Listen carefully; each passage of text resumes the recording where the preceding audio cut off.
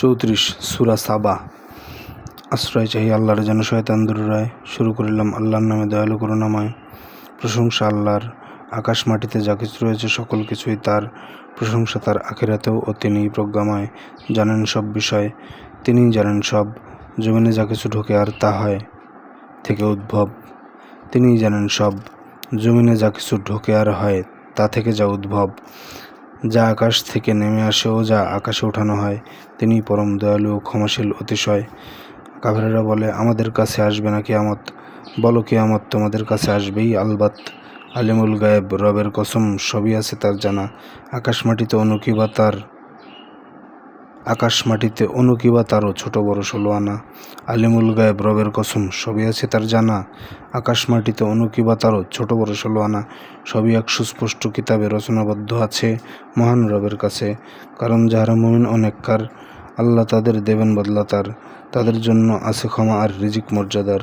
আমার আয়াত ব্যর্থ করার চেষ্টা যাহারা করে, যন্ত্রণাময় কঠিন আযাব রয়েছে তাদের তরে। যাহাদের জ্ঞান দেওয়া হইয়াছে তারা ভালো করে বোঝে। তোমাকে তোমার রব থেকে দেওয়া হলো যা তা সত্য যে, আর তা দেখায় পথ প্রশংসার হোক সক্ষম আল্লাহর। কাফেরেরা বলে, এমন লোকের কথা কি বলবো তবে, যে তোমাদেরকে বলে তোমাদের মৃত্যু যখন হবে, দেহ পচে গেলে ছিন্ন ভিন্ন হয়ে পড়লেও পরে তোমাদের পুনরুত্থিত করা হইবে নতুন করে। আল্লাহর প্রতি মিথ্যা বলে সে নাকি সে পাগল পারা। তা নয়, বরং আখিরাতে পরে বিশ্বাসী নয় যারা, তারাই রয়েছে শান্তিতে আর তারাই রয়েছে শাস্তিতে, আর তারাই তো পথহারা। তারা কি দেখে না আকাশ মাটিতে কি তাদের আগে পিছে? চাইলে তাদের জমিন সহই গেড়ে দিতে পারি আমি নিচে, তাদের উপর ভেঙে ফেলে দিতে পারি আমি আসমান। আল্লাহমুখী বান্দাদের তরে ইহাতে রয়েছে জ্ঞান। দাউদকে দান করিয়াছিলাম সবিশেষ নিয়ামত, বলিয়াছিলাম, হে পক্ষীকুল, হে পাহাড় পর্বত, তোমরা আমার নামের তাসবিহ পড়ো দাউদের সাথে। লোহাকে নরম করিয়াছিলাম আমি দাউদের হাতে, যেন তুমি গড় পূর্ণ মাপের বর্ম, এবং তাতে বুননে বুননে করা জুড়ে দাও ঠিক ঠিক অনুপাতে। সৎ কাজ করো যাহা করো আমি নজর রেখেছি তাতে। আমি বাতাসকে সুলাইমানের করে দিই অনুগত, সকাল ও সন্ধ্যায় তার 1 মাসের সফর হতো।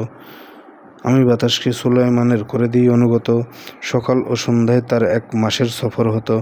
গলিত তামার নালা প্রবাহিত করে দিই তার তরে, জিনেরা রবের হুকুমে তাহার সম্মুখে কাজ করে। বলে দিই এইভাবে, আমার আদেশ না মানলে কেউ আগুনের সাজা পাবে।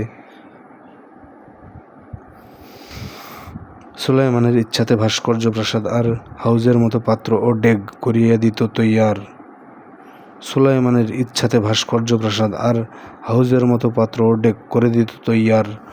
শকরের সাথে কাজ করে যাও হে দাউদ পরিবার, আমার বান্দাদের মাঝে অল্পই শকর গুজার। সুলাইমানের মৃত্যু যখন ঘটিয়াছিলাম হায়, জিনকে জানালো মাটির পোকারা যারা তার লাঠি খায়। জিনেরা বুঝলো সে যখন পড়ে গেল জমিনের মাঝে, গায়েব জানলে থাকতো না তারা এই শাস্তির কাজে। আমার নিদর্শন ছিল এক অধিবাসীদের তরে, ডানিয়ারবায় সারি বাঁধা উদ্যান ছিল সে শহরে। রবের রিজিক খাওয়ার তাহার শুকর আদায় করো, একে তো দারুণ শহর, আবার ক্ষমাশীল রব বড়। তবু তারা হলো অবাধ্য, তাই আমি বাঁধ ভাঙা বানে, সে 2 বাগান পাল্টে দিলাম এমন 2 বাগানে। যাহা ভরে গেল পাশে, বিষাদ ফল ঝাউ গাছ আর সামান্য কুল গাছে। আমি এ শাস্তি দিয়েছি তাদের কৃতঘ্নতার ফলে।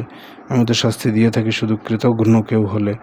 তাদের এবং যেসব নগরে বরকত করে দেন, উভয়ের মাঝে কিছু জনপদ সাজাই দৃশ্যমান। ভ্রমণের তরে যথাযথ মঞ্জিল দিয়ে দিই তাতে, বলে দিই যাও নিরাপদে করো ভ্রমণ দিন ও রাতে। তারা বলে, প্রভু এত কাছাকাছি মঞ্জিল কেন দিলে? আরও ব্যবধান বাড়াও মোদের সফরের মঞ্জিলে। নিজেদের প্রতি জুলুম তাহারা করেছিল এইভাবেই, পরিণামে তারা তাহাদের এক কাহিনী বানিয়ে দেই। তাদেরকে দিয়ে বিক্ষিপ্ত ও ছিন্ন ভিন্ন করে, এতে আছে জ্ঞান ধৈর্যশীল ও কৃতজ্ঞদের তরে। তাদের মাঝে ইবলিস তার ধারণা সঠিক পেল, মুমিনেরা ছাড়া বাকি সব তার অনুগামী হয়ে গেল। তাদের উপর কোনোই প্রভাব ছিল না ইবলিসের। আখিরা থেকে কে বিশ্বাসী নয় আমি তা করেছি বের। তোমার প্রভুই হেফাজতকারী সমস্ত বিষয়ের। কাফেরদেরকে বলে দাও নবী, তোমরা তাদের ডাকো আল্লাহকে ছাড়া তোমরা যাদের উপাস্য ভেবে থাকো। আকাশ মাটিতে বিন্দু কিছুরও মালিক তাহারা নয়, এ দুয়ের অংশীদারও তাহারা নয়, তাহা সুনিশ্চয়। আর তাদের মধ্যে সহায়তাকারী নয় কেহ আল্লাহর। কোনো সুপারিশ আসবে না কাজে আল্লাহর দরবারে, শুধু সুপারিশ করার বিশেষ অনুমতি দেন যারে। যখন সে ভয় দূরীভূত হয় তাহাদের অন্তরে, তোমাদের রব কি বলেছেন তা শুধায় পরস্পরে। তারা বলে, সত্যই বলেছেন, আর তিনি মহান সমুচ্চ শান্তার। বলো আসমান জমিন হতে কে রিজিক করেন দান? আল্লাহ সুমহান। আমরা অথবা তোমরা রয়েছি সুপথে প্রতিষ্ঠিত, অথবা স্পষ্ট গোমরাহিতেই আছি কেউ নিপতিত। আমাদের পাপ বিষয়ে তোমরা হবে না জিজ্ঞাসিত, আমরা দেব না জবাব যা কিছু তোমাদের দ্বারা কৃত। বলো আমাদের সকলকে রব করিয়া একত্রিত, আমাদের মাঝে ফয়সালা করে দিবেন সুনিশ্চিত। তিনি শ্রেষ্ঠ ফয়সালাকারী সম্মুখ অবহিত। আমাকে দেখো যাদের শরিক করেছ তাহার সাথে, কভু নয় তিনি ক্ষমতাবান ও অনন্য প্রজ্ঞাতে। হে নবী, তোমায় পাঠিয়েছি আমি সব মানুষের তরে, সুখবরদাতা এবং তাদের সাবধানকারী করে। মানুষের অধিকাংশই তাহা বুঝতে পারে না ওরে। তারা বলে থাকে সত্যবাদী হয়ে থাকো যদি তবে, বলো দেখি এই প্রতিশ্রুতির বাস্তবায়ন কবে? বলো এমন এক দিনের মেয়াদ আছে তোমাদের তরে, বলো যা থেকে পারবে না যেতে একটু আগে পরে। কাফেরেরা বলে আমরা ইমান আনব না কুরআনে, বিশ্বাসী নই পূর্ববর্তী কোনো কিতাবের পানে। জালেমদেরকে রবের সামনে দাঁড় করালেই ওরে, দেখতে তাহারা বাদ প্রতিবাদ করবে পরস্পরে। সবলদেরকে দুর্বলগণ বলবে পরিষ্কার, তোমাদের বাধা না পেলে আমরা হতাম ইমানদার। প্রভাবশালীরা দুর্বলদের বলবে তখন ওরে, তোমাদের কাছে সুপথের দিশা আসিয়া যাওয়ার পরে আমরা কি তোমাদেরকে রেখেছি বাঁধি? আসলে তোমরা নিজেরাই অপরাধী। দুর্বলগণ বলবে তখন সবলের প্রতিবাদে, তোমরা তো দিন রাত লেগেছিলে কৌশলে আর ফাঁদে। আমাদের নির্দেশ দিয়েছিলে কুফর করতে আর আল্লাহর সাথে স্থাপন করতে অন্য অংশীদার। অনুতাপ তারা গোপন করবে শাস্তি দেখার পরে। গলায় শিকল পরাবো যখন কাফেরদেরকে ধরে, তারা কেবল পাবে প্রতিফল কৃতকর্মের তরে।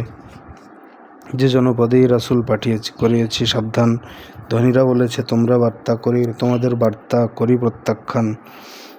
যে জনপদেই রাসূল পাঠিয়ে করিয়াছি সাবধান, যে জনপদেই রাসূল পাঠিয়ে করিয়াছি সাবধান, ধনীরা বলেছে তোমাদের বার্তা করি প্রত্যাখ্যান। বলেছে আমরা তোমাদের চেয়ে ধনে জনে বেশি হই, কাজেই আমরা শাস্তি প্রাপ্য হওয়ার যোগ্য নই। বলে দাও প্রতিপালক আমার যখন যাহাকে চান, রিজিক কমান অথবা অধিক রিজিক করেন দান। তবে মানুষের অধিকাংশই বোঝে না তাহার শান।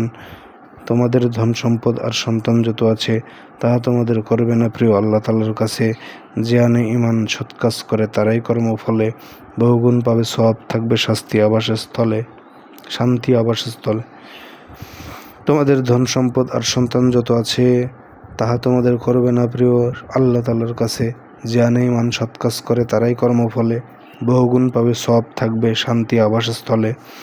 যাহারা আমার আয়াতসমূহ ব্যর্থ বানাতে চায়, তাহাদের পাকড়াও করা হবে শাস্তির কবজায়। বলে দাও প্রতিপালক আমার যখন যাকে চান, রিজিক কমান অথবা রিজিক বাড়িয়ে করেন দান। তোমরা যা কিছু ব্যয় করো তার দিয়ে দেন বিনিময়ে, তিনি শ্রেষ্ঠ রিজিকদাতা ও রাজ্জাক নিশ্চয়। সেদিন সবার সমবেত করে ফেরেশতাদের মতো চাইবেন খোদা এরা তোমাদের করত কি ইবাদত। যেদিন সবার সমবেত করে ফেরেশতাদের মত চাইবেন খোদা এরা তোমাদের করত কি ইবাদত। তাহারা বলবে আপনি মহান, মোরা আপনার সাথে।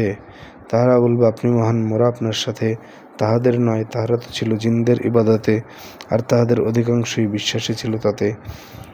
কারো কোনো কাজে লাগবে না আজ তোমরা পরস্পরে, ক্ষতি বা লাভের কোনো অধিকার নেই তোমাদের তরে। জালিমগণকে বলবো তোমরা মাননি যা দুনিয়ায়, আগুনের সেই শাস্তি এবার উপভোগ করো হায়। তাদের যখন আমার স্পষ্ট আয়াত শোনানো হয়, তখন তাহারা বলে এই লোক জেনে রেখো নিশ্চয় সে মাবুদদের থেকে তোমাদের দিতে চায় আজ বাধা, যাহাদের পূজা করে এসেছেন তোমাদের বাপদাদা। আরও বলে থাকে ওরা, পাঠকৃত এই কুরআন হলো মিথ্যে ও মন গড়া। কাফেরগণের নিকট যখন আসে সত্যের বাণী, তারা বলে এ তো স্পষ্ট জাদুর প্রকাশ্য হাতছানি। আগে তো তাদের দিইনি কিতাব যাহা তারা পড়িয়াছে, তোমার আগে তো পাঠাইনি কোনো নবীও তাদের কাছে। পূর্ববর্তীরাও তো তাদের করত অস্বীকার, আমি তাদেরকে যা দিয়াছিলাম সম্পদ সম্ভার। ইহারা সবাই পায়নি তো এক দশমাংশও তার, তবু অস্বীকার করত তাহারা নবীদেরকে আমার। সুতরাং দেখো রে, কত ভয়াবহ শাস্তি আমার ছিল তাহাদের তরে। বলো তোমাদের একটি বিষয়ে উপদেশ দেই নাও, আল্লাহর তরে একজন কিংবা দুজন করে দাঁড়াও।